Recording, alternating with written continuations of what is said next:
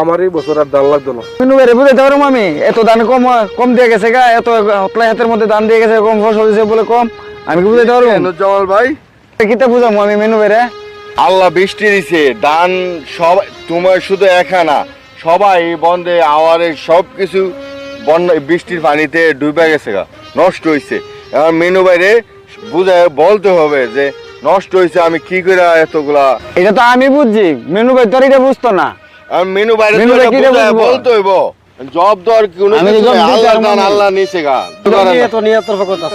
আল্লাহ দিচ্ছে বৃষ্টি, ধানগুলা নষ্ট হয়েছে। এখন চিন্তা করতেছে যে এই ধানগুলা কি করবো, এত কম ধান। মিনু মিনু ভাই কি মাইনা নিব নি? মিনু ভাই তো আসলে একটা ইয়া লোক, মিনু ভাই মাইনা নিব কিনা এটা তো চিন্তা করতেছে নুরজামাল। ঠিক আছে, মিনু ভাই তো কঠিন লোক, মানতে পারে নাও মানতে পারে। আপনার একটু মিনু ভাই বুঝাই কই হইন। এটা কি মিনু ভাই বুঝতো না?